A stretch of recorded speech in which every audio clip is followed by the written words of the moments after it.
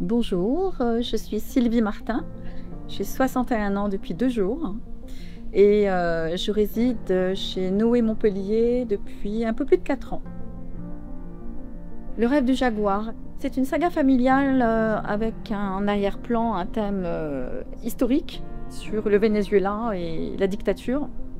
Et voilà, c'est l'histoire d'un jeune garçon qui a réussi à devenir le plus grand chirurgien du Venezuela de son époque, qui a épousé une femme, la première femme médecin de la région. Et voilà, ils ont beaucoup œuvré pour le peuple qui était démuni. C'est le rêve de l'impossible. C'est ce jeune garçon qui voulait à tout prix s'en sortir et qu'il est devenu le plus grand chirurgien du Venezuela.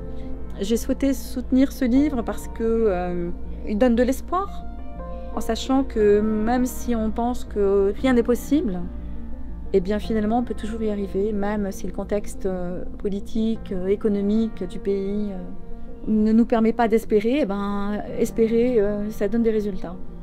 Or, cette vieille illusion du combattant, ce rêve d'un retour héroïque pour continuer la lutte sociale, ce mirage ne demeura jusqu'à la fin de sa vie qu'une chimère, car sa rencontre avec Venezuela lui fit débuter une autre révolution, celle de la famille.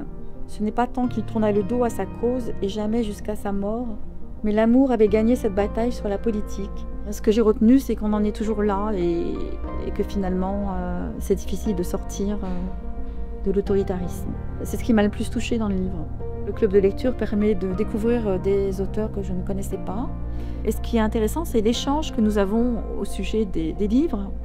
Et on ne perçoit pas toute la même chose, donc c'est intéressant. Je suis très heureuse de participer à ce club de lecture depuis un peu plus de 4 ans.